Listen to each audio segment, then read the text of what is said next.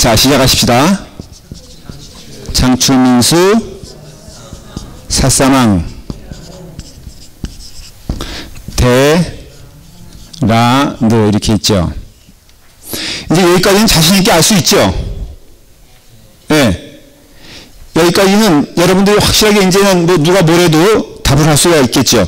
혹시 여기에 신선함을 느끼신 분들은 다음에 언제 한번 시작할 때 또 한번 참석하시길 바랍니다. 그 잊어버린 것도 인사요. 설교도 너무 기억할 필요가 없는 게 20년 후에 목사님 뭐 했습니까? 이런 말씀하신 분들은 제가 굉장히 부담스럽거든요. 그러니까는 늘 듣는 게 새롭고 은혜로운 게 좋은 거니까 뭐 제가 잊었다고 해도 그 탓하지 않겠습니다만은 지금 아무것도 모르겠다 그러면 너무 심한 거 아니에요? 그렇죠? 그러니까 여기까지는 했습니다 분명히. 오늘부터는 요 부분, 오늘 아마 요 부분 역대상, 역대하를 집중적으로 이제 다루게 될 것입니다. 많이 왔죠? 자, 왕과 대, 열왕기 상하와 역대기 상하는 역사를 다루는 것처럼 보여도 그 포커스가 보는 초점이 틀리다고 말씀을 드렸습니다. 먼저 그것을 좀 구분할 줄 알아야 돼요. 이거는 주로 어느 역사? 북이스라엘 역사. 그래서 되도록이, 그러니까 어떻게 보면 역사적 사실을 되도록이 기록을 했고, 또한 덧붙인다면 이것은 폐역한, 망한 역사를 얘기하는 거예요. 이거는 그러니까 망해가는, 어떻게 하면 잘 망할 수 있나를 보여준 것이 열왕기 상하의 내용입니다. 뭐 이렇게 말하면 우리가 믿음적으로도 좀 도전이 되죠. 어떻게 하면 잘 망하, 어떻게 하면 아주 그냥 음식 정도요. 초장부터 딱 보면은 어때요? 이건 안 된다라는 그 감이 있잖아요. 그러니까는 우리가 대강 알 수 있어요. 믿음 생활도 어떻게 하면은 망할까? 몇 가지가 나올 수 있죠. 여러분 한번 이것을 근거로 한번 얘기해 보세요. 어떻게 하면 우리가 쉽게 망할 수 있을까? 믿음 생활을 하는 데 있어서. 뭐, 아니면 영적 생활. 예? 아, 잠깐만, 한 사람부터. 여기 뭐라고? 우상 숭배하면은 망하죠? 예. 맞는 얘기죠? 근데 우상이 우리가 눈에 보이는 이렇게 우상이다 라는 것이 우상인 경우는 거의 없습니다. 사탄이 이렇게 순진하게 얘기하지 않죠. 우리 말씀하신 진성집사님에게서는 누가 우상일 가능성이 많이 있는 줄 아세요? 근데 왜 옆에 사람이 봐요? 벌써 한 단계 넘어간 거예요. 기도 우리가 많이, 이 과정을 위해서는 기도 피차가 많이 되고 너무 가까운 사이가 되지 않도록 여러분들 기도해 주셔야 됩니다. 그래요. 잠깐만요. 미니자매가 우상이 될 수 있다는 걸 조심해서 늘 경계해야 돼요. 그 다음에 또 뭐가 인본주의로 가면 끝난다. 그렇죠. 아이고 우리 역시 장로님은요 생기신 것도 거룩하게 생겼지만은 늘 지식이 충만하여 목사를 긴장하게 하는 분 가운데 한 분이에요. 사족 하나 얘기할까요? 제가 처음 부임했을 때 신방을 갔더니요 목사님 하면서 주석책을 이만큼 들고 오는 거 있죠. 이만큼. 목사님 이것도 읽어보셨어요? 저것도 읽어보셨어요? 이러면서 주석책을 근데 제가 너무 감동받았어요. 아, 그리고 이 교회는 참 복된 교회구나. 그래서 저는 장로님이 다 이와 같은 분인 줄 알았더니 웬걸 이분만 빼놓고는 다 좋으신 분이에요. 제가 너무 긴장을 했어요. 장로님을 통해서 좋은 분을 보여주셨어요. 그래요. 인본주의 망한다 이거예요. 사람 보면 망하고 그리고 또 사람 의지하면 망하고 여기서는 그것을 이제 보여주는 것이에요. 역대하 상하는요. 일단은 역대상하는 많이 설명을 드렸잖아요. 이미 예를 들어서 이거를 쓴 사람이 누구다? 에스라라 이거예요.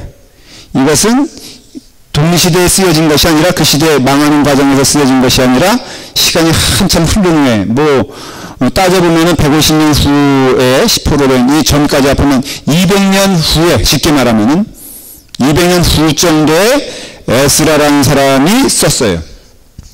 거꾸로 여기서 이거 어떻게 하면 망하게 되냐 이건데 이건 뭐냐면 어떻게 하나님이 하나님의 백성들을 붙잡으시는가 하나님의 붙드심이에요.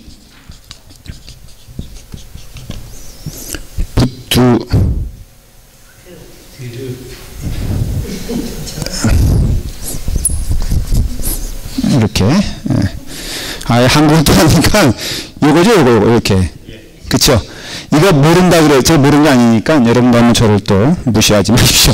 하나님의 붙드시니까 하나님께서 어떻게 역사하시나 그 관점에서 쓴 거예요. 그리고 결코 하나님은 우리를 버리셨다, 안 버리셨다? 안 버리셨다는 것이에요. 그 얘기를 하고 싶은 거예요. 그러니까 지금 포로된 자요, 전혀 희망이 없는 자인데, 그런데 하나님은 구루토기라도 사용하시고, 그리고 끝까지 우리를 사용하시기 때문에, 우리를 또 잡으시기 때문에, 우리는 패역한 자임에 틀림이 없지만은, 그러나 하나님의 역사는 지금도 지속적으로 이루어진다라는 것을 얘기하고 싶은 것이에요.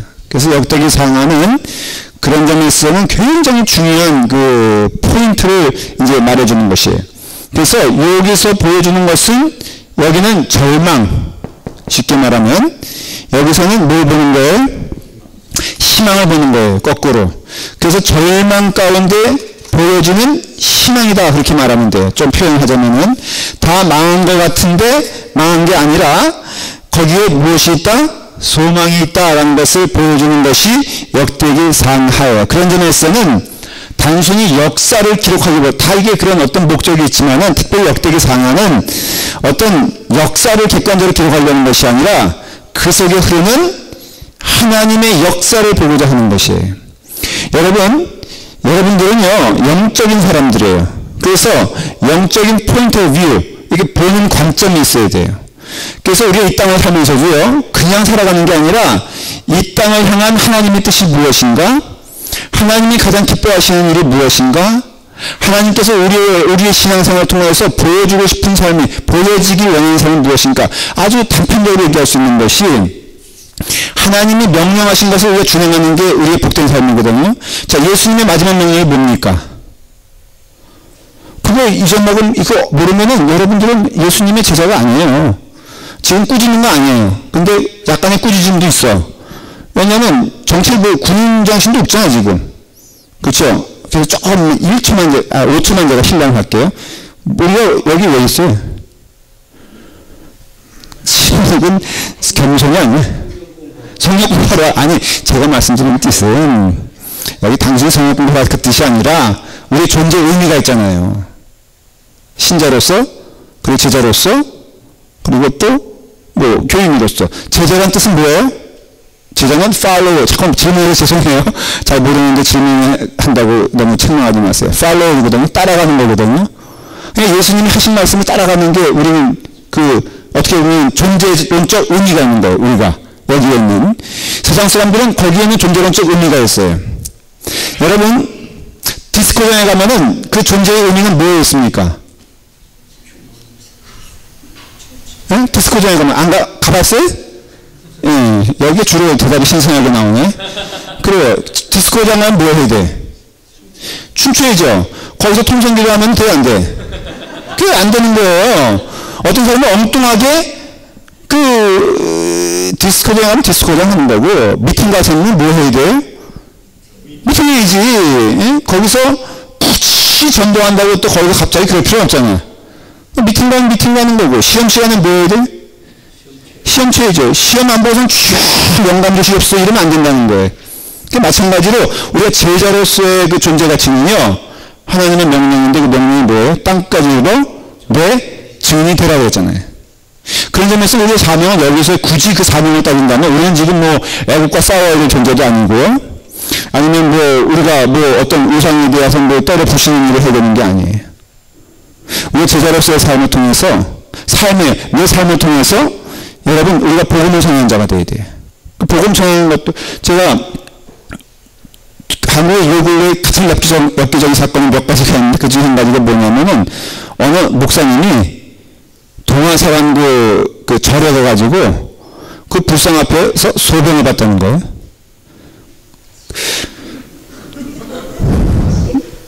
이게 복음 전하는 거예요? 저는 그거 질문하고 싶어요. 가서 그 불상 앞에서 이렇게 놓고서 거기서 그것도 CCTV에 찍혔어, 그게. 그래서 빼도 박도 못하게 됐어요. 대구에는 어느 교회, 나이도 젊어, 46살인가?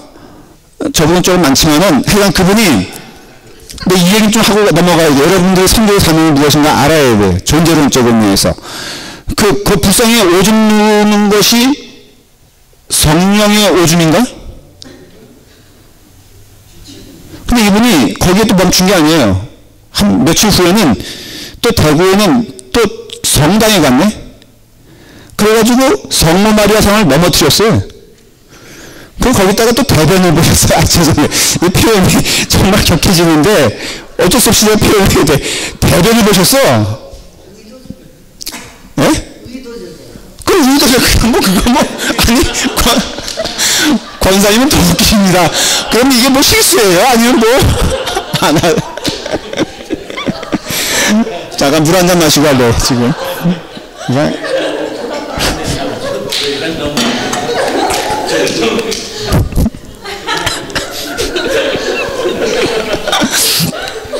지금 제가 얘기하는 포인트는 뭐냐면, 그분은 지금 그게 하나님의 선교적 명령을 너무 충실히 감당하고 있다고 안 믿을까 믿을까?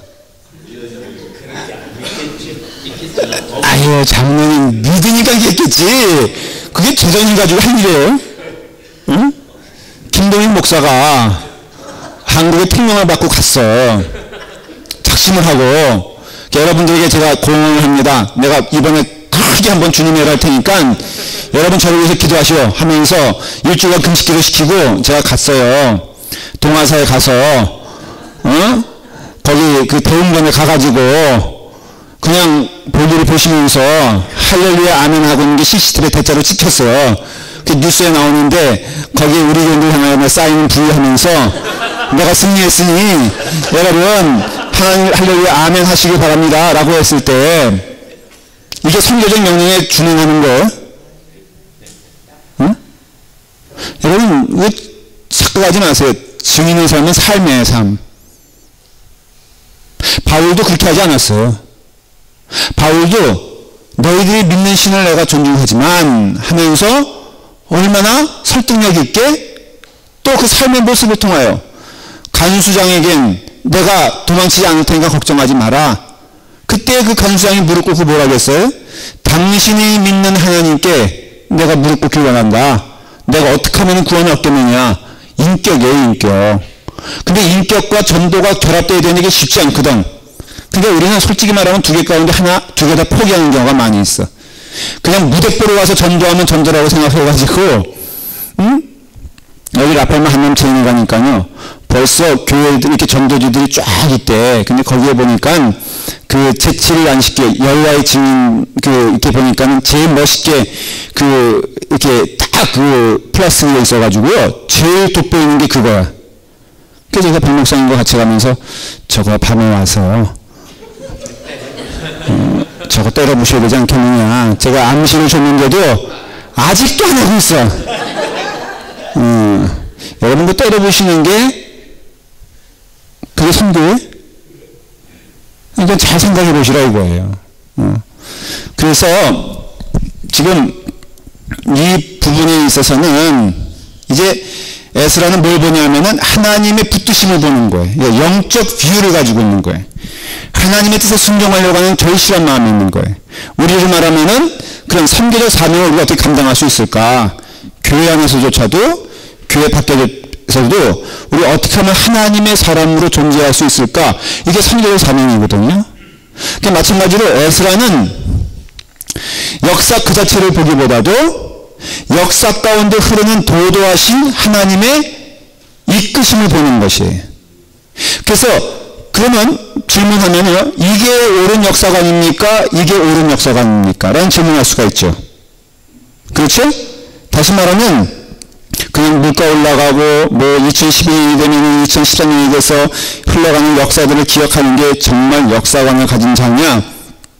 아니면 이런 가운데에서 우리가 하나님의 자녀로서 어떻게 살고 있으며 하나님의 뜻은 어떻게 움직이며 또 하나님께서 가장 기뻐하시는 일은 무엇인가를 보는 것이 참된 역사관이냐를 보게 되었을 때 신자라면요, 여러분 누구와 너희에 대해서 너희에게 너희가 믿는 바에 대해서 질문할 때 너희는 분명히 대답할 것을 준비하고 있어라 그랬어요. 그렇죠?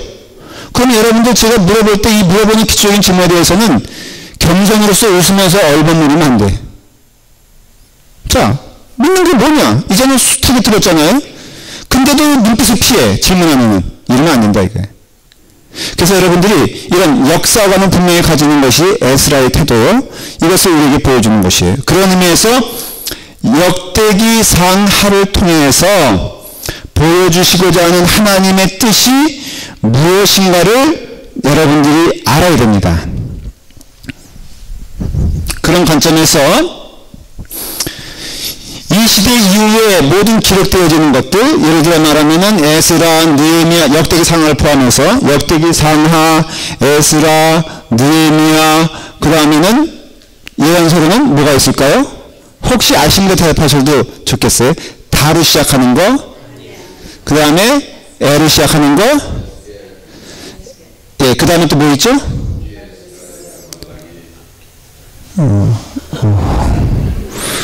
최근에는 그냥 막 슬슬 흘러요. 거기 이사야가 나왔나요? 이사야는 아니죠. 그렇죠? 그것도 모르죠. 그래요. 넘어가요. 근데 이러한 거, 그러니까 아까 그거 대부분 났어요. 다니엘, 에스겔, 그 다음에 학계, 스가랴, 말라기, 오바댜. 하여간 뭐, 이런 것들은 지금 뭘 보여주냐면은 쫄딱 망한 상태에서 보여주는 거예요. 예를 들어 말하면 희망이 없어요. 쉽게 말하면은 아니 포로된 시대에 무슨 희망이 있겠어요. 그렇죠? 그런 시대에 보여주는 그 내용들이 뭐냐면은 그럼에도 보이지 않는 하나님의 위, 하나님의 그 약속, 하나님의 인도하심은 영원하다는 걸 보여주는 거예요. 다시 말씀드릴게요. 객관적으로 보이는, 눈에 보이는 상황은 쫄딱 망했어. 희망이 없어요. 그리고 바벨론이 언제 이게 무너질 거라는 생각을 못할 정도로 강성한 나라예요. 그러면 우리 생각에는 희망이 없잖아요. 그렇죠? 소망이 없죠? 그런데 성경 이제 읽는 거예요, 여러분들이. 에스라, 느헤미야, 다니엘, 그 다음에 에스겔, 이런 성경들 읽어보면은 공통점으로 나오는 게 뭐냐면은 그 가운데 약속하신 하나님의 소망과 희망, 그 다음에 그걸 묵시문학이라고 그래요. 좀 어렵게 표현하면은. 묵시문학은 대표적으로 성경의 구약과 신약 한 군데씩 있는데, 구약은 다니엘서예요. 에스겔서도 묵시문학이에요. 신약에서는 요한계시록이에요. 묵시문학의 특징은 뭐냐면은 겉으로 보기에는 내용을 판단하기가 어려워. 왜냐면은 그 시대에 그 말을 하기가 참 어려운 시대이기 때문에, 우리가 일제시대 때 많이 했잖아요. 일제시대 때 일본 망한다라고 말할 수 있어요, 없어요? 없죠. 어렵죠. 그러나 회조하는 민족은 망한다 말할 수 있어요, 없어요? 무슨 얘기인지 못 알아들었어요? 그러면은 남학신 싣고 다니는 민족은 망한다. 그러면 여러분들 알아듣겠죠? 이게 무슨 소리예요? 알아듣죠? 이거를 묵시문학이라고 하는 거예요. 직접적으로 표현하긴 그렇지만은, 그러나 은유적으로 그것을 표현하는 것이 묵시문학이에요. 그래서 묵시문학은 많이 사용되는 게 환상, 그 다음에 계시, 이런 것들이 많이 나와요. 근데 하나님께서는 그 방법을 사용하셔서 다니엘서를 통하여서 보여주시고, 요한계시록을 통해서 보여주시는데, 다 그 시대가 뭐냐면은 객관적으로 보기에는 암울한 시대, 객관적으로 보기에는 희망이 없는 시대, 객관적으로 보기에는 도저히 회생할 수 없는 그런 시대에 믿음의 사람들은 뭘 보는 거예요? 하나님은 영원하시고 하나님의 손이 잠시라도 흔들리면은 이거는 아무것도 아니다 라고 믿고 계시받고 그대로 사는 것이 뭐예요? 바로 이 에스라, 느헤미야 이런 사람들의 특징이라 이거예요. 이 뒤에 나오는 모든 신앙의 어떤 그런 기록서들, 예언서들은 다 그런 관점이기 때문에 여기 있는 성경은요, 에레미야서라든가 이사야서라든가 다른 그 모습을 보여주는데, 이사야와 에레미야서 같은 경우는 망하는 절망적인 모습을 많이 묘사를 해요. 읽어보면 이제 알아요. 여러분들이 그래서 망하는 것, 안타까운 것, 하나님이시여 도와주세요라는 내용이 많은 반면에 이 에스라, 느헤미야, 다니엘, 에스겔은 뭐냐면은 소망을 보여줘요. 우리는 망했지만은 망한 게 아니다. 하나님은 지금도 우리를 이어주시고 이끌어주시지 않느냐. 그러니 우리가 뭘 갖자? 희망을 갖자? 소망을 갖자? 그런 의미에서 나는 지금 뭐 할 것이냐? 라고 물어봐요.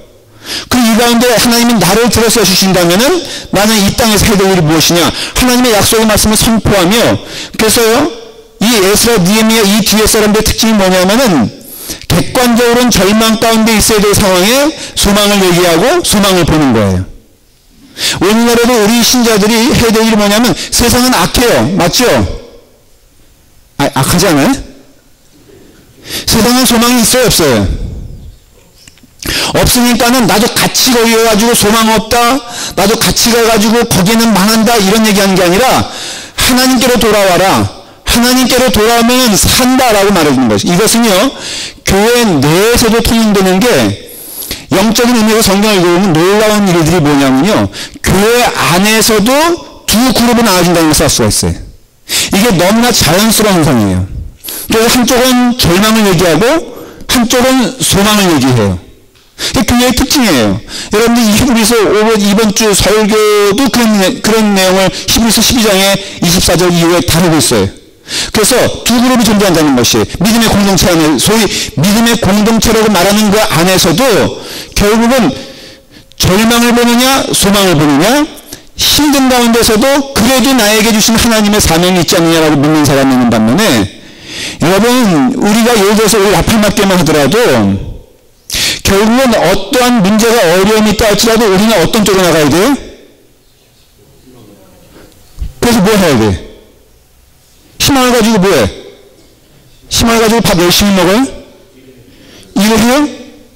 희망을 가지고 뭐라고요? 그러니까 이게 답이 안 나와요. 희망을 가지고 기도해야죠. 희망을 가지고 말씀을 들어야죠. 희망을 가지고 좋은 말 해야죠. 희망을 가지고 주의 사역을 위해서 나를 헌신자가 돼서 열심히 주님의 일을 하는 것이 바로 그것이 맡겨진 사명이라고 이거예요. 똑같아요. 에스라, 느헤미야 이런 사람들은요, 그 당시에 대부분의 이스라엘 사람들의 마음 가운데는 소망이 있었어요, 절망이 있었어요? 절망이 있었어요. 사실은 이게 대세가, 여러분 묵시문화의 특징이 뭐냐면요, 그게 그 모든 공동체의 대세를 얘기하는 게 아니라 그런 가운데 거슬러 올라가는 뭐 연어 같은 존재 있잖아요. 강물을 거슬러 올라가는 그 존재처럼 그것을 보여주는 것이에요. 그래서 사실은 성경에 나오는 인물들이라든가 아니면 성경에 나오는 모든 내용, 성경 자체가 어떤 대세를 얘기하는 것이 아니라 그 가운데에서 끊임없이 주님을 향하여 나아가는, 어떻게 보면은 소수의 무리를 통해서 하나님 역사를 원하신다는 걸 볼 수 있어요. 이사야 시대에 이사야 같은 사람이 많았습니까? 아니면 이사야와 반대 같은 사람이 많았습니까? 너무나 다르잖아요. 엘리야 시대에 엘리야가 또 오죽하면 엘리야가 뭐라 그래요? 왜 하나님 나만 남겨주셨습니까? 라고 했을 때, 야, 너 모르는 소리 말해. 내가 너 외에도 너 같은 사람을 얼마나 7,000명이나 남겨주지 않느냐. 근데 엘리야의 눈으로 보기에는 아무도 자기 말고는 하나님에게로 가는 사람이 없더라. 이게 외로운 삶이에요, 어떻게 보면. 신앙의 삶은. 그래서 여러분들이요, 신앙의 삶을 쫓아가야 돼요. 이게 성경이 이러니까는 그 시대의 모든 사람들이 한 마음에서 이렇게 쫓아갔다고 생각하면 안 되고, 이것 또한 어떻게 보면 광야에 외치는 소리였고, 오늘날에도 여러분들이 각오해야 될 것은 무엇이냐면요, 참된 신앙의 길은 쉽지 않은 길이라는 걸 깨달으셔야 돼요. 여러분들이 참된 하나님의 말씀을 전하는 것도 쉬운 일이 아니고요, 참된 하나님의 자녀로서 살아가는 것도 사실은 쉬운 게 아니에요. 다만 우리는 우리의 주어진 환경에서, 여건에서 그 세상을 탁 밀고 나가는, 그래서 언젠가는 제가 말씀드렸죠. 저는 이 성경 공부하는 이 어떤 이 무리들이 더 부흥해야 된다고 좀 믿어요. 그래서 여러분들 다시 한 번 말씀드리는데 화장 좀 밝은 걸로 하세요. 그래서 주일날에 와서 다른 성도가 얼굴이 좀 개변될 수 있도록, 또 그 점에서 우리 이거준 장로님은 칭찬하지 않을 수가 없어. 이거준 장로님은 지금 이렇게 초라하게 나왔지만은 주일날 보세요. 양복도 그냥 하얀 거, 어떤 때는 넥타이도 분홍색. 저도 언제 한번 그거 좀 빌려줘봐요. 해보고 싶어. 구두도 하얀색. 이분 같이만 오면 우리 교회 부흥할 거 믿습니다. 그러니까 뭐냐면은 이게 하나님 말씀 따라 살아가는 그 교회가요 쉽게 이루어지는 게 아니에요. 그러나 가야 되는 거예요. 그것이 대사가 돼야 돼. 자, 그게 바로 역대기 상하에서 이제 내려주는 그 포인트라 이거예요. 그래서 역대기 상하의 주제는 한마디로 말하면 내 위가 거기 나와 있죠. 영원하리라 이거예요. 하나님이 약속하셨기 때문에 지금 무너지는 것처럼 보이고 희망 없는 것처럼 보이고 그래도 너희 역대기 상하를 봐라. 하나님이 약속하신 그 위협은 그 역사는 반드시 끝까지 하나님이 돌려 내려주실 것이니까 너는 봐라 이거예요. 너는 기다리라는 것이에요. 그래서 역대기 상하는 그런 의미에서는 대단히 인텐셔널, 의도적입니다. 그러니까 무엇인가 분명한 목적을 가지고 보고 있는데 그 중심에 서 있는 사람이 누구예요? 에스라예요. 그래서 성경학자들은 성경에 있어서 굉장히 중요한 인물로 모세보다 더 중요한 인물을 누굴 따지냐면은 에스라를 따져요. 우리는 사실은 에스라의 존재에 대해서 성경 공부를 하지 않는 이상은 이 사람의 존재 가치에 대해서 우리는 잘 모르잖아요. 그렇죠? 그런데 성경학자들, 성경을 공부하면은 깨닫게 되는 게 뭐냐면은 모든 BC와 AD 같이, 예를 들어서 예수님을 중심으로 해서 BC와 AD가 갈라지지 않습니까? 그것처럼 구약의 BC와 AD를 나눈다면은 그 중심에 누가 있냐면 바로 에스라가 있다는 거예요. 그래서 에스라가 말하고자 하는 포인트가 사실은 성경의 전체적인 주요 포인트가 되는 거예요. 그래서 오늘 이 시간에는 역대기 상하만 하고 다음 주에는 에스라, 느헤미야를 하는데 이번 이 시간보다 다음 주가 더 중요하다 안 중요하다? 중요해요. 그러니까 어떻게 해야 된다? 빠지면 안 된다 이거예요. 그래서 이 에스라라는 사람이 차지하는 비중이 구약에서는 이 사람을 연구하고 이 성경을 봐야지만이 성경이 왔던 방향과 성경이 가는 방향이 이런 뜻이 있구나. 이 에스라를 통해서 무엇을 말해주고자 하는 것이 어떻게 보면 구약의 전체적으로 흐르는 중심 주제와 똑같다라는 것이에요. 그런 가운데 역대기 상하 아까 뭐라고 했어요? 이거예요, 이거. 그러니까 역사의 주체는 누구란 걸 말하는 거예요? 여기서 내 위가 영원하리라 명령하신 분은 누구예요? 여기서 중요한 건 내 위가 아니에요. 사람이 아니고 이것을 명령하신 이와 실행하시고 이루시는 분이 누군가? 누구예요? 하나님이에요. 그래서 쉽게 말하면 구약이라는 것은 신약도 마찬가지지만 누구 믿는 거예요? 하나님 믿는 거예요. 그렇기 때문에 그 믿음을 가진 내가 중요한 게 아니라 그 믿음을 가능케 하시는 하나님이 중요한 것이고 우리는 그렇게 하니까 믿음 있는 나를 통해서 역사하는 것이 아니라 우리는 그저 그분을 바라보는 게 믿음이라는 뜻이에요. 그렇기 때문에 이 역사하시는 하나님을 믿는 것 이게 지금 에스라가 말해주고 싶은 거예요. 에스라가 강조하는 내용이 점점 나오게 될 텐데 그 역대기 상하를 통하여서 조금 우리 자세히 보도록 해요. 자, 이제 그 역대기 상하를 보면요 우리가 좀 중요하게 생각해야 될 게 족보가 나옵니다. 이제 보시면 족보가 쭉 나오죠. 몇 장, 한 9장까지 나오죠. 그렇죠? 근데 그 족보가 보면은 아주 흥미있게 되어 있어요. 제가 중간중간 펴가면서 설명해 드릴게요. 자, 역대기 한번 상을 딱 1장 1절만 보겠어요.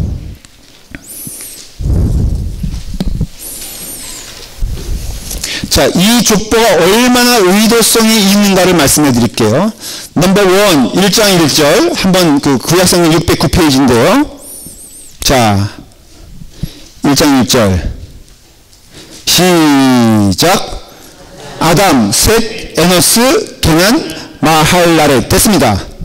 거기 보면은 지금 에스라는 이스라엘의 족보를 말하고 싶은 거예요? 아니면은 모든 인류의 족보를 말하는 거예요. 맞아요. 이스라엘의 족보를 말하고 싶은데 그 이스라엘의 뿌리는 어디로 시작된다는 거예요? 아담이에요. 아담은 하나님의 첫 작품이기도 하고 하나님의 형상의 첫 번째 모습이기도 하고 시작이에요. 다시 말하면은 역사의 시작이기도 하지만 하나님 역사의 시작이에요. 그러니까 이스라엘은 단지 이스라엘이 아니라 뭘 말하고자 하는 거예요? 하나님의 약속된 첫 번째 역사부터 시작되는 것이에요. 그래서 여러분 그것을 말하고 싶은 거예요. 지금 에스라는 우리로 말하면은 우리의 족보가 당문에서 끝나지 아니하고 거기 하나님까지 올라가면 어떻게 되겠어요? 그렇죠. 마찬가지예요. 그래서 지금 에스라는 족보를 말하는데 그 족보를 통해 주는 메시지가 뭐냐? 열왕기 상하하고는 질이 틀리다 이거예요. 열왕기 상하는 그냥 이스라엘의 역사라면은 역대기 상하는 뭘 얘기하고 싶은 거냐면은 우리의 시작은 누구로부터 시작된다? 하나님으로부터 시작되는 걸 말하는 것이에요. 그렇죠? 그 다음에 1장 27절 보세요. 자, 시작. 아브람 곧 아브라함은 조상들이요. 이건 말이 좀 이상해요. 왜냐면은 문장이 어떻게 되냐면은 아브람 하고 뭐라고 되어 있어요? 곧 아브라함. 이게 무슨 차이가 있나요? 이거는 에스겔이 이렇게 에스라가 이렇게 썼을 때는 분명히 의도가 있는 거예요. 그냥 넘어갈 내용이 아니에요. 아브라함 뭐예요? 뜻이 뭐예요? 이제 성경을 아시는 분들은 그녀 집회 나오신 분들 정도는 알아야 돼. 뭐예요? 뭐 이렇게 입에 자꾸만 이렇게 도는데 붙질 않네. 여기 한번 여기 주로 학습의 능력자들이 여기 있는데 아브라함은 뭐예요? 아 여기 말고 그래요. 여기 아브라함 뭐예요? 그렇죠. 너무너무 많이 배웠죠. 제가 여기 와서도 한 10번 얘기했을걸? 아브라함이라는 것은 한 족속, 크게 말하면 그러니까 민족의 아버지라는 뜻이에요. 아브라함은 뭐예요? 모든 세상 족속, 모든 세상 민족 가운데 아버지가 된다는 뜻이에요. 이 이름을 누가 지어줬죠? 하나님이 지어주셨어요. 그렇죠? 그러니까 그 다음에 뭐라고 되어 있냐면은 아브라함 곧 아브라함은 조상들이요 그랬어요. 조상들이요. 이게 복수지만은 이 의미는 뭐냐면은 조상 중에 조상이란 뜻도 돼요. 그러니까는 결국은 아브라함이 그런 영적인 의미에서는 시초라는 걸 말해주고 싶은 거예요. 그게 뭐예요? 아브라함은 무슨 조상이라고 그러죠? 이스라엘 조상이지만은 믿음의 조상이라고 그러잖아요. 그러니까는 믿음 하면은 시작된 사람이 누구예요? 아브라함이에요. 그러니까 지금 에스라는 뭘 말하고 싶은 거예요? 참된 믿음의 조상이 아브라함이고 그 사람이 누구다? 우리의 조상이 된다는 것이에요. 왜냐하면 그 다음에 보면은 쭉 나오잖아요. 아브라함의 자손은 이삭과 쭉 나오면서 결국은 뭐예요? 쭉 자기들의 민족의 이름들이 쭉 나오게 되잖아요. 그러니까는 말해주고 싶은 것이 하나님이 아브라함을 만들어주셨는데 그는 믿음의 조상이에요. 그는 누구의 조상이다? 우리의 조상이라는 것이에요. 그 우리의 조상이라는 것은 하나님이 결국은 우리와 함께 하실 수밖에 없다는 것을 말해주는 것이고 중간에 어떠한 사건들 여러가지 폐역된 역사 하나님을 대적하는 일들이 있어도 하나님으로 약속한 것을 폐하지 아니하시고 끝까지 우리 가운데 왔는데 중간에 갈라지죠. 북이스라엘과 남유다로 갈라지는데 북이스라엘은 끝났다 이거예요. 그들에게는 그루터기도 남지 않았다는 것이에요. 그런데 남유다는 가다가 망했지만 지금 나의 신세는 뭐예요?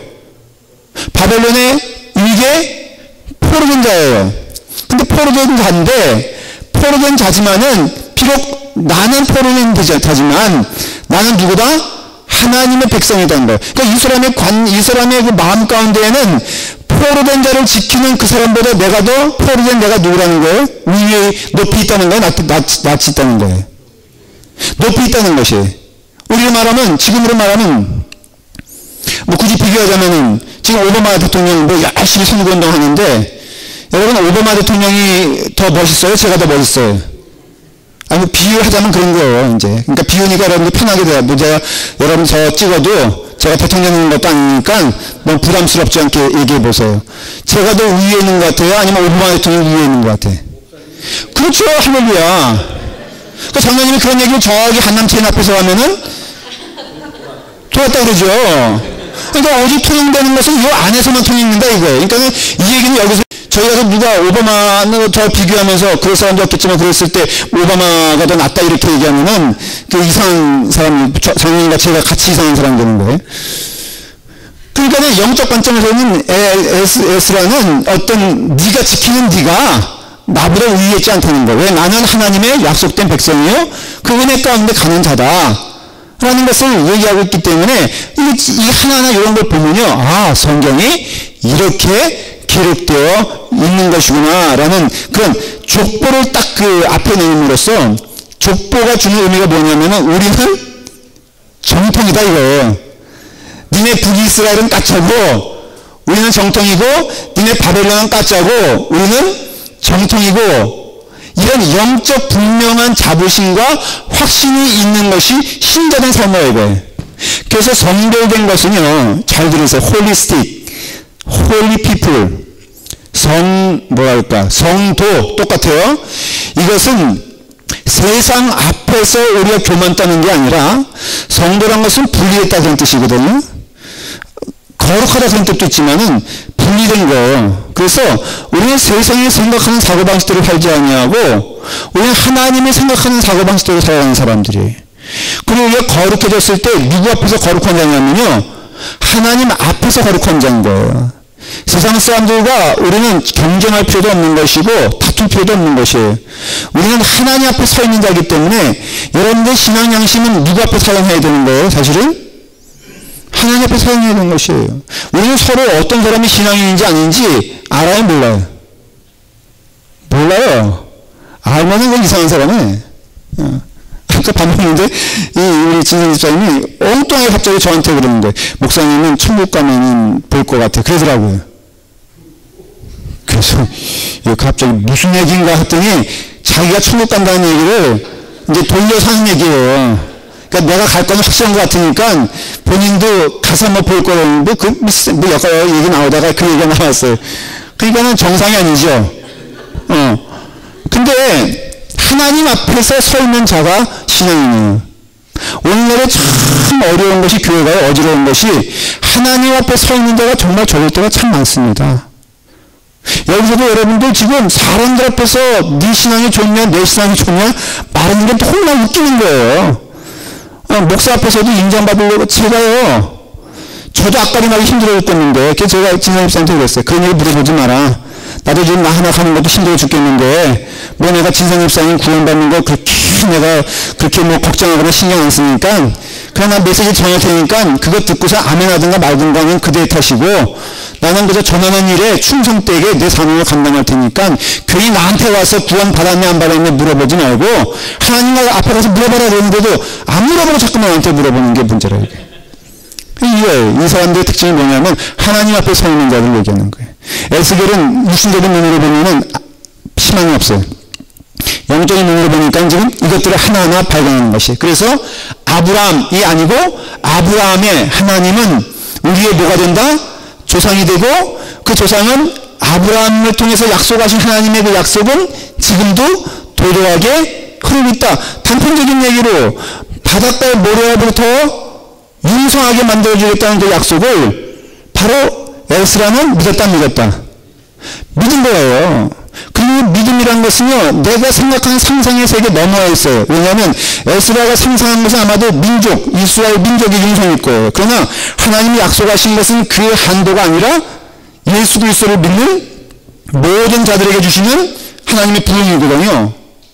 그러니까 하나님께서 약속하신 그 부흥의 내용은 우리가 상상하는 것보다 더 멀리, 더 높게, 더 깊이 이루어진다는 것을 알게 되었을 때 이 족보가 주는 의미는 무엇이냐면은 바로 그것이라 이거예요. 그리고 역대기 상하를 통해서 강조되어지는 것이 뭐냐면요, 하나님의 성전과 하나님의 율법에 대한 내용이에요. 그래서 이것을 붙잡고 가고, 지금 에스라 시대 때 이것을 잃었습니까? 아니면은 찾았습니까? 객관적으로는 잃었어요. 다시 말하면 모든 이스라엘 민족을 통해서는 말씀이라는 것이 존재하지 않았어요. 그러나 주관적인 의미에서 에스라의 입장에서는 그 말씀 부여잡고 간 사람이에요. 그래서 부흥이란 것을 이 사람은 깨달았어요. 뭐예요? 두 가지 부흥을 사모하고 있었어요. 아니, 보고 있었어요. 뭐냐면은 하나는 성전의 부흥이에요. 두 번째는 말씀의 부흥이에요. 여러분, 성경에서 말할 때 부흥은 딱 두 가지만 존재합니다. 우리는 너무 이상하게 생각하고 있잖아요. 여러분, 우리 라팔마 교회가 부흥하는 것은 뭘 부흥한다는 의미입니까? 이 두 가지예요, 두 가지. 그래서 그냥 눈으로 보기 아주 쉽게 표현하자면 주일날 예배 드려지는 태도가 달라지는 건 부흥의 역사가 일어나는 것이. 인원이 늘어나는 것은 그 다음의 문제. 여러분, 예배 드리는 태도가 달라지면요, 그 영이 달라집니다. 뭐 쉽게 말하면 드려지는 옷, 아까 제가 우스갯소리처럼 얘기했지만 우리 장로님이 장로님들 칭찬을 계속 제가 할게요. 그냥 하는 거. 자리도 여기 제가 그냥 지나가는 말로 장로님 앞에 앉으세요. 여기 누군가 앉아야 됩니다. 그랬더니요, 이 자리를 그냥 계속 이 앞에 자리, 그쵸? 여기 앉는 거예요. 참 좋은 태도 아니에요? 여러분들도 여기 앉으려면 여기 제일 좋은 자리니까 앉아보세요. 정말 좋습니다. 목이 좀 빳빳하고 아파서 그렇지 그것 빼놓고는 아주 생생하게 은혜 받을 수 있죠. 옷차림도 달라지죠. 헌금도 액수는 뭐라고 하지 않아요. 다만 좀 많이 내는 게 좋아. 좋긴 좋더라고요. 예. 하여간에 반응을 많이 하시고요. 11조 같은 경우도 그 다음에 하여간 그래요. 그런데 정성껏 할 수 있잖아요. 집에서 미리 준비해오라고 그러잖아요. 그렇죠. 그 다음에 예배드리는 태도도 찬양하더라도 좀 열기가 후끈후끈 나게끔 하는 거 필요하지. 이렇게 예배가 달라지고요. 말씀이 달라져요. 그래서 말씀을 드릴 때마다 우리가 말씀 가운데 부흥이 있다는 것을 기억하셔야 돼요. 그래서 두 가지가 늘 부흥의 기점에 있는 것을 누구 통해서 할 수 있어요? 에스라를 통해서 할 수 있고, 역대기 상하에서도. 그래서 한마디로 말하면은 에스라가 지금 역대기 상하 주인공이 누구냐면 에스라라고 이해하시면 돼요. 그러니까 여러 왕들 나오고 뭐 히스기야 왕 나오고 막 나오지만은 이 에스라의 관점을 연구하는 것이 중요한데, 에스라는 우리를 말하면은 세컨드, 더드 제너레이션 정도 돼요. 우리 이민사로 말하면은. 근데 이 신기한 건 오히려 3세, 4세를 가면서도 믿음이 확고해진 걸 보여주는 거예요. 그것은 무엇일까? 에스라는 레위 지파 사람이에요. 그러니까 말씀으로 무장된, 말씀으로 전통이 내려온 가정 가운데 그 뿌리였고, 그 다음에 그 사람은, 에스라는 한마디로 말하면은 말씀을 붙잡고 가기로 결심한 사람이에요. 그래서 그 유다 사람들이 다 망하여 바벨론으로 갔지만은 그 가운데 어떤 무리들은 그 중심에는 어느 지파 사람? 쉽게 말하면 레위 지파 사람 가운데 하나님의 말씀을 끝까지 붙잡고 간 사람들이 있다는 것이에요. 그게 바로 너무나 쉬운 질문이지만 에스라의 믿음은 어디서 왔을까? 그렇죠. 육적인 의미에서는 부모예요. 영적인 의미에서는 하나님이지만은 하나님은 결코 우리 육신적인 것을 떠나서 역사하기를 기뻐하지 아니하시고, 물론 홍해를 건너면 홍해가 갈라지는 그런 기적적인 일도 있습니다. 그러나 하나님의 역사의 방법은 우리 육신을 무시하고 뛰어넘는 경우가 많지 않아요. 그 말의 뜻은 드물긴 하지만은 그 부모가 또 그 할아버지가, 그 증조 할아버지가 하나님의 말씀 부여잡고 왔던 뿌리 가운데 있었다는 것을 말해주는 것이고, 에스라는 성경에 기록되어 있지 않지만은 쫄딱 망해도 무엇 가지고 가면은 산다라는 걸 보여주는데, 그것이 뭐냐면 하나님의 말씀 가지고 가면은 산다라는 것을 보여주는 것이고, 그 하나님의 말씀 가운데 흐르는 하나님 전에 대한 사모하는 마음, 하나님 예배드리는 것을 기뻐하는 마음이 거기에 포함되어 있는 것이에요. 그래서 에스라의 믿음의 형성은 말함대로 말씀신앙과 예배신앙, 성전신앙과 말씀신앙으로 그 에스라가 완전히 신앙의 틀이 잡힌 것을 알 수가 있고, 오늘날 우리에게도 필요한 것이 있다면 두 가지예요. 뭐예요? 말씀신앙과 예배신앙이에요. 여러분들이 두 가지가 있어야지만이 그 길을 같이 가는 사람들이 동행자가 될 수 있고 친구가 될 수 있어요. 여러분들은 제가 여러분들의 친구가 되길 바라고요. 저 또한 여러분들이 친구가 되길 바라는데, 제 소망은 그런 의미에서는 대단히 단순합니다. 그냥 말씀 붙잡고 가십시오. 그리고 예배를 열심히 드리십시오. 그럼 반드시 우리는 그런 가운데 하나가 될 것을 저희가 믿습니다. 어떤 살인자가 와도요, 아니 살인자가 부담스럽고 한국에서 어떤 사기를 했더라도 이 자리에 와서 하나님 말씀 붙잡고 예배를 열심히 드리면서 그 삶이 변화될 걸 저는 믿고 그런 사람이 우리의 친구가 되고 하나가 된다는 것은 성령의 진리라 이거예요. 그러니까 여러분들도 그냥 교회가 화목해지기 원한다 이겁니다. 이것을 가지고 가야 되는 것이. 여러분들 교회가 강건해지기 원한다 이거 붙잡고 가야 되는 것이. 어떤 폭풍우가 불고 어떤 일이 벌어져도 이 두 가지 붙잡고 가면요 우리 교회는 삽니다. 우리 교회는 은혜 가운데 그 바가 함께해서 슬피 울면서 우리 낙심하는 것이 아니라 하나님 말씀 붙잡고 가는 에스라처럼 우리도 그 환경을 뛰어넘어서 하나님께 주시는 은혜 가운데 나아갈 수 있는 것이에요. 그래서 결국은 이게 이제 그런 점에서는 이게 열차, 기관차와 같은 건데요.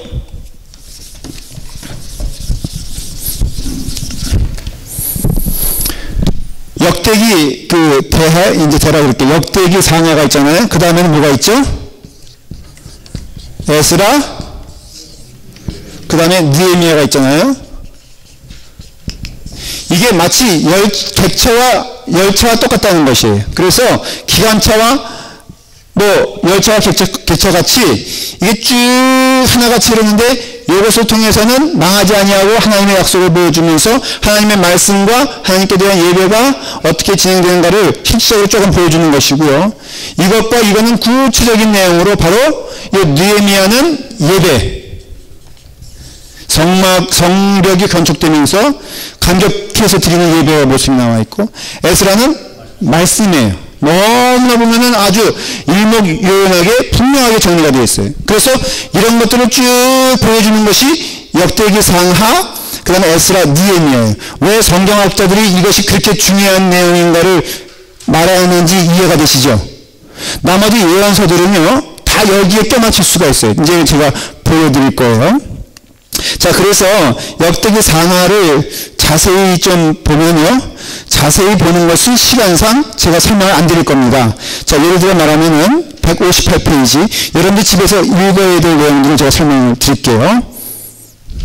158페이지 중간에 보면은 뭐라고 되냐면, 아브라함과 다윗의 자손 예수 그리스도의 족보라, 이렇게 역대상 하는 예수 그리스도를 향하고 있습니다 말하고 있죠. 심지어는 마태복음 1장 1절도 그 역사를 말해줄 때 아브라함 구약의 역사와 그 믿음의 역사와 그 다음에 다윗, 그렇게 하나님께서 역사하신 내용의 그 흐름은 예수 그리스도로 흐르고 있다라는 것을 말하고 있는 것이에요.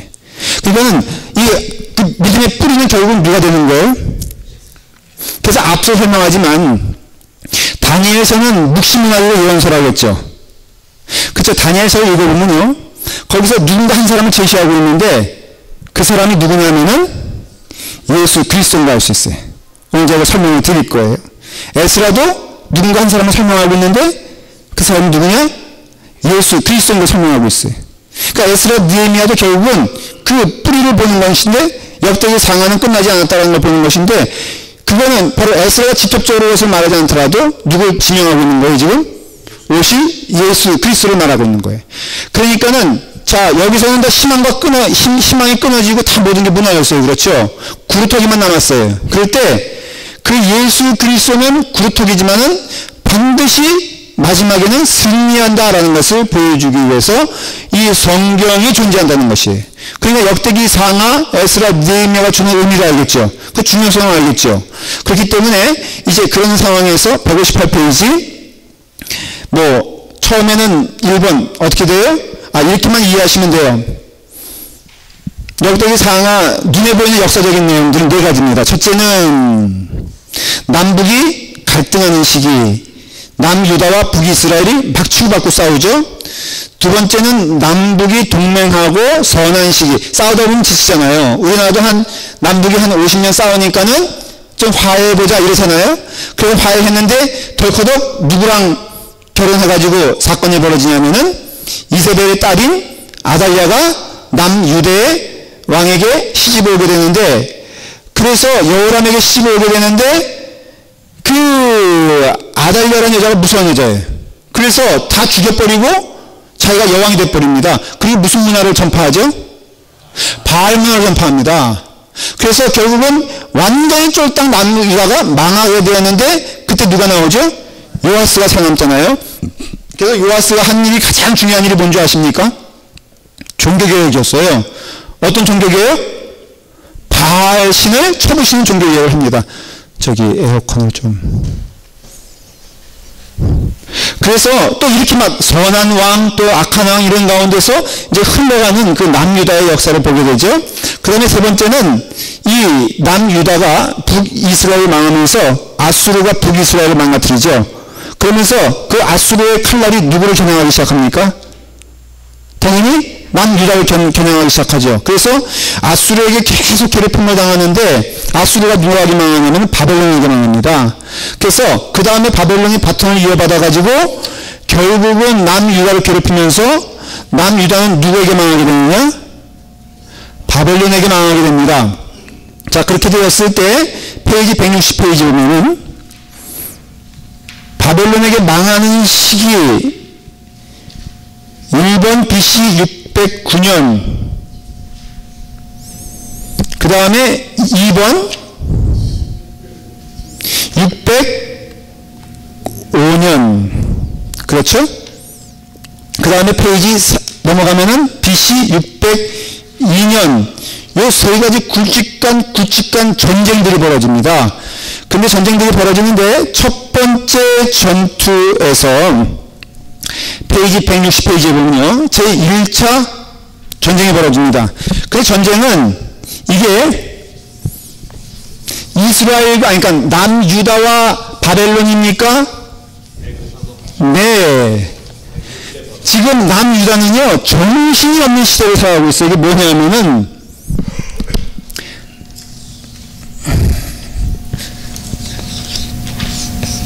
이렇게 있잖아요. 여기는 애굽이에요. 지금 이집트고요. 여기가 바벨론이에요. 바벨론인데 이 두 나라가 언제부터 싸우는 거예요. 그 싸우는데 그 전쟁터는 반드시 어디게 되냐면은 이 땅이 된 거예요. 이 땅. 이 두 나라가 붙는데 마치 우리 어떤 생각이 듭니까? 중국과 일본 사이에 둘이 싸우면 어디서 싸웠죠? 맨날 우리나라에 싸웠잖아. 그러니까 너무 우리나라랑 이스라엘이랑 비슷하다 안 비슷하다? 비슷해요. 그래서 우리나라랑 이스라엘은 한민족이라는 주장하는 사람들도 있어요.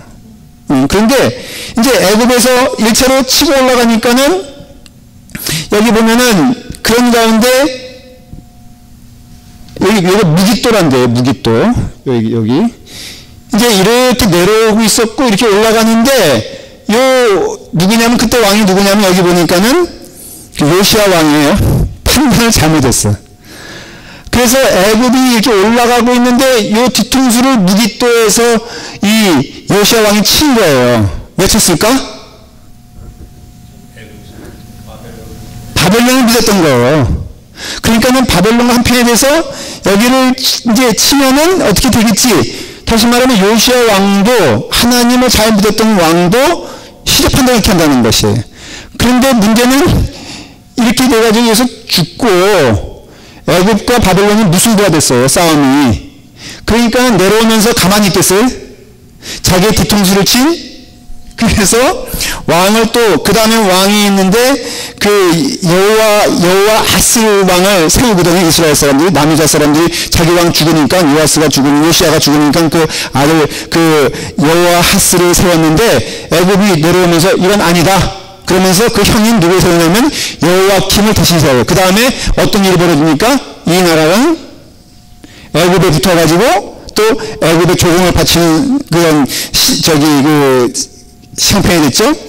그 다음에 또 605년에 두 번째 2차 애굽 때 바벨론의 싸움이 돼요. 자, 또 하나 재미있는 것은 지금 이때 2차 싸움이 벌어질 때 저를 보시와요. 2차 싸움이 벌어질 때 여기는 누구 편이었어요? 애굽 편이에요. 애굽 편. 거꾸로 1차 때는 누구 편이었어? 그러니까 정신이 있다 없다? 없어요. 애굽 편에 붙었는데 그래서 이제 바벨론을 대적하고 애굽에 붙겠다 그랬을 때 여기서 눈물로 호소한 사람이 있어요. 아니다. 바벨론은 하나님의 뜻이다. 그러니 우리는 애굽에 의지하지 말고 바벨론에게 뭐 해야 된다? 항복해야 된다. 라고 주장했던 사람이 있었어요. 예언자 가운데. 에레미야예요. 그래서 에레미야는 그 내용이 처절합니다. 그리고 그렇게 말하는 자는 오직 에레미야 한 사람이었어요. 그렇기 때문에 에레미야가 막 웅덩이에 그냥 갇히고 죽을 꼽을 남기는 이유가 모든 그때 사람들은 애굽이 강하고 애굽이 실질적으로 또 애굽이 세운 왕이 여기 있었으니까는 이런 상황에서 바벨론에게 지금 항복하는 것이 하나님의 뜻이다 말하는 에레미야가 얼마나 그 성경의 내용이 처절하겠어. 죽어가고 망해가는 자기 나라를 보면서 눈물 녹여서 에레미야가 결국은 나라가 망한 것을 보며 쓴 게 뭐냐면은 에레미야 애가요. 애가 끌어서 그래서 에레미야 애가 1장에 보면 슬프다 이성이여 전에는 사람들이 많더니 이제는 어찌 그리 적막하게 앉았는고 전에는 이게 무슨 소리냐면 망한 것을 너무 슬퍼하면서 쓴 책이 에레미야 애가요. 그러니까 성경 가운데 가장 어떻게 보면 처절하게 이사야만 하더라도 그런 내용이 아니거든요. 근데 에레미야는 그 내용이 굉장히 처절하고 굉장히 슬픈 것을 알 수 있어요. 그래서 애가까지 썼다고 그랬잖아요. 그러면서 애굽이 져요. 바벨론한테. 그러니까 또 이제는 여기가 어떻게 되게 돼 있어? 작살이 나는 거지 이제. 이렇게 성경편으로 말하면. 그래서 그때 나온 것이 바벨론 1차 포로 사건이 나와요. 바벨론 1차 포로 때 대표적으로 끌려갔던 사람은 누구냐면 넘버원 다니엘이에요. 자 이제 다니엘서가 나오는 거예요. 그 다음에 세 번째 BC 602년에 여호와킴이 또 바벨론을 또 배신해. 그래가지고 또 와서 이제 실현을 나갑니다. 그러니까 지금 이 유다는요 정신이 없다고 그랬잖아요. 이쪽 저쪽 눈치 보느라. 그래서 두 번째 또 포로가 생겨요. 그때 나온 대표적인 사람이 누구예요?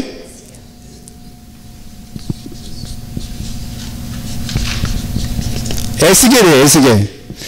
그래서 1차 때는 다니엘, 2차 때는 에스겔이에요. 그러니까 이 사람들은 이스라엘 사람이었, 유대인이었는데 그 처음에 포로로 잡혀가서 다니엘과 에스겔이 한 지역에서 그라강가에서 생활을 하게 됩니다. 그런 가운데 있어서 결국은 나라가 597년에 망하게 돼요. 그런데 자 그러면 다니엘과 에스겔의 주제는 무엇일까? 이제 나오게 되죠. 이 사람들은 나라가 쫄딱 망했어. 희망이 있어요 없어요?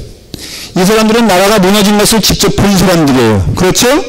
그런데 이 사람들에게는 절망이에요. 다 무너진 것 같았어요.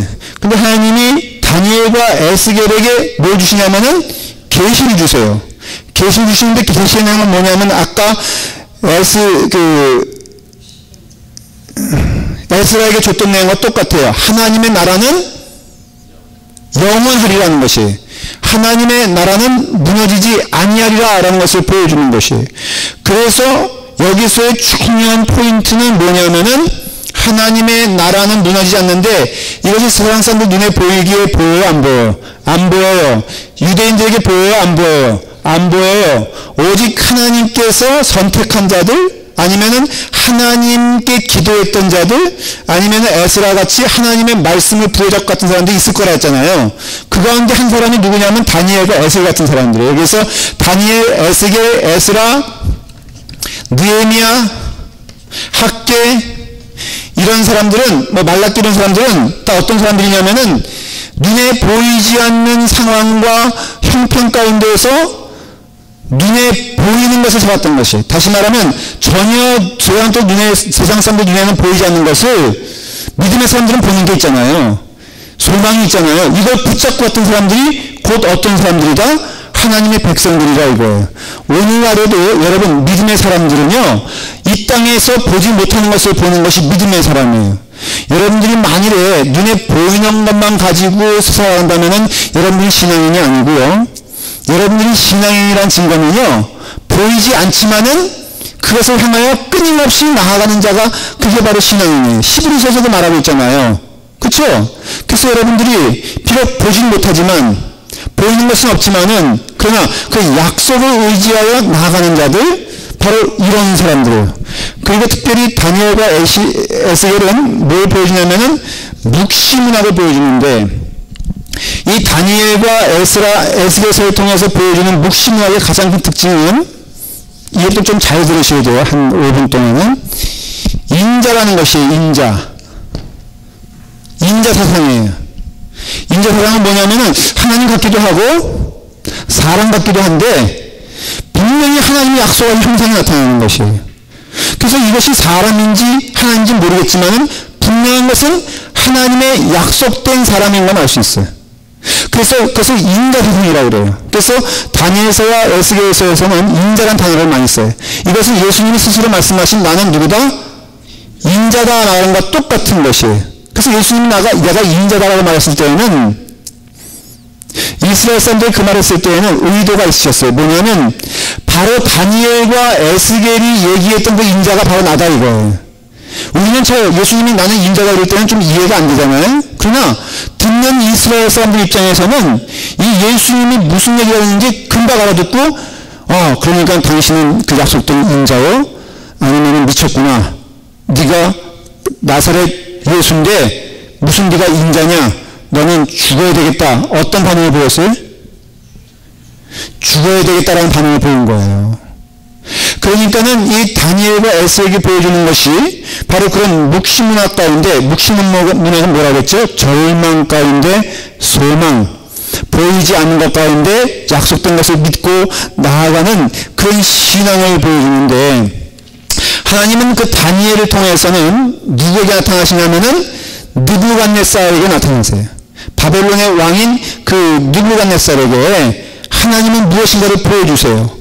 계시를 보여주시는데 참 흥미로운 내용들이 나오게 됩니다. 다니엘서 2장을 보시면요, 이것도 좀 피시길 바랍니다. 1234페이지였는데 다니엘서 2장.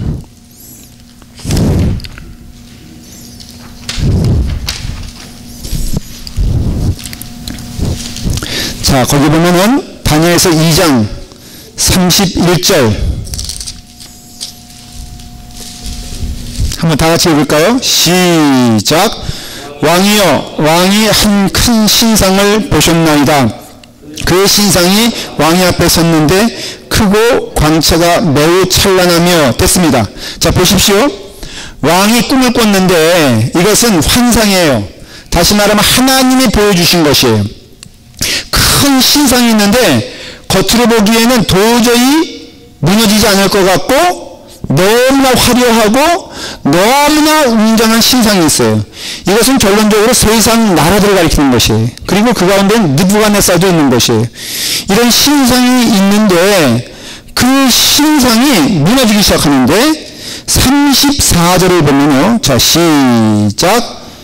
또 왕이 보신즉 손대지 아니한 돌이 나와서 신상의 소와 진에게 발을 쳐서 부서뜨리네. 자, 보십시오. 여기서 손대지 아니한 돌, 뭔가 돌 하면은 우리는 뭘 생각하죠? 머리돌 생각하세요? 예수님은 누가 그랬죠? 모퉁이돌이라고 했잖아요. 모퉁이돌. 그렇죠? 모퉁이돌의 의미는 뭐냐면은 거친 돌이라는 뜻이에요. 다시 말하면은 우리가 생각하기에 반듯한 그런 대리석 같은 게 아니라 여기서 말하는 어떤 돌? 손대지 않았다는 것은 사람 손으로 만들어지지 않은, 사람의 눈으로 보면 오히려 어떤 돌이에요?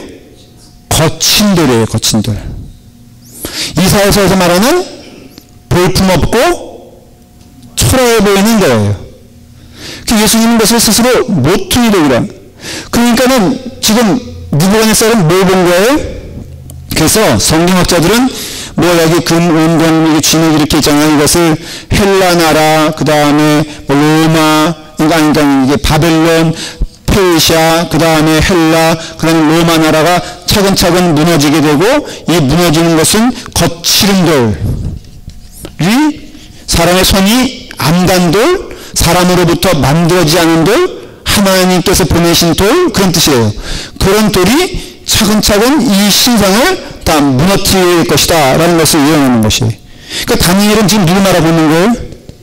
인자를 말하는 것이에요. 근데 그분은 누구다? 거칠은 돌, 바로 손대지 아니한 돌이 그 신성을 무너뜨리게 될 것이다 라는 것이에요. 44절에 보면요, 말하고 싶은 내용이 분명히 나와요. 다니엘이 시작.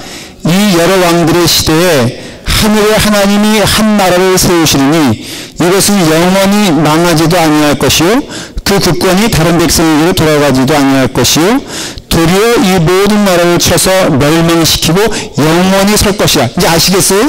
다니엘이 말하고 싶은 게 뭐냐면은 이 땅에 있는 세상의 나라들은 다 무너지지만 하나님이 세우신 그 한 나라는 영원히 무너지지 않을 것이니 우리가 누구를 보며 어떤 나라를 향하여 어떤 목적을 향하여 나아가느냐, 너무나 분명한 답이 나오는 거잖아요. 다니엘이 이것을 지금 누구 앞에서? 느부갓네살 앞에서 말하는 것이에요. 여러분, 이 말을 하면은 이 다니엘은 죽을까 안 죽을까? 네. 생각해봐요. 죽을까 안 죽을까? 지금 한마디로 말하면 당신이 세운 나라는 망한다. 느부갓네살이 은혜 받았을까? 아니면 화 딱 집어넣었을까? 맞는데 46절 한번 볼까요? 시작. 이에 느부갓네살 왕이 엎드려 다니엘에게 절하고 명하여 예물과 향품을 그에게 주게 하니라. 너무 이상한 내용이 나오는 거예요. 여러분, 다니엘은 이때 다니엘은 국무총리가 아니에요. 높은 자리에 올라갔던 때 뭐 사람들이 시기하여서 뭐 그 사자굴로 집어넣겠다는 그런 때도 아니에요. 민영의 포로예요. 다만 느부갓네살의 꿈을 해석한 자예요. 근데 느부갓네살이 어떻게 합니까? 그 얘기를 듣고서 그 다니엘에게 무릎을 꿇고 절을 했다고 그랬어요. 너무나 이상한 내용이 나오는 것이죠. 느부갓네살은 잠시 무엇을 보는 겁니까? 하나님의 영광을 본 거예요. 여러분, 사탄도 하나님의 영광을 봅니다. 오해하지 마십시오. 느부갓네살이 그렇다고 신앙이 된 게 아니라 이 세상 사람들도 하나님의 영광을 볼 때가 있어요. 마찬가지로 느부갓네살은 그 너무나 분명한 환상을 봤기 때문에, 그 신상을 봤기 때문에, 또 그것이 무너지는 것을 봤기 때문에 너무나 놀란 거예요. 왜냐하면 그 얘기를 안 했거든, 다니엘에게. 그리고 요셉에게도 그것이 나타난 것처럼 다니엘에게도 그 나타났어요. 그래서 그 얘기를 하니까는 그 느부갓네살이 이것은 정말 하나님을 보내신 사람이고 하나님께서 보여주신 것이구나 라는 것을 깨닫고 그 다니엘 앞에 무릎을 꿇고 결국은 절하는 사건이 일어나게 된다 이거예요.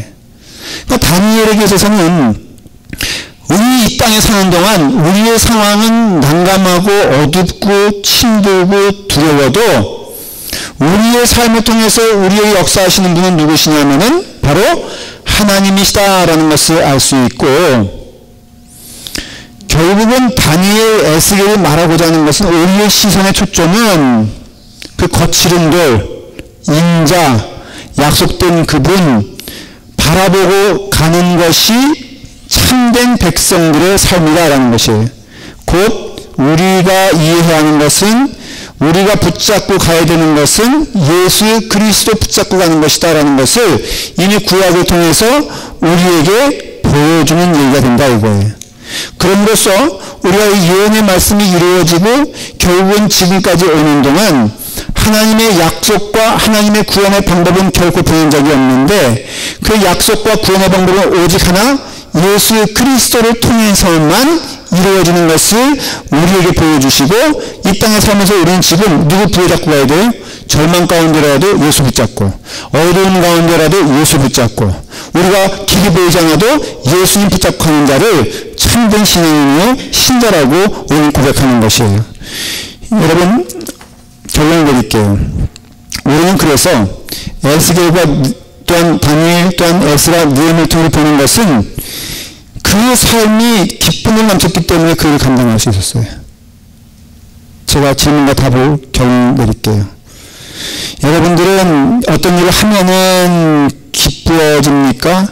아니면 기쁜 가운데 그 일을 하여 하나님께 영광을 돌립니까?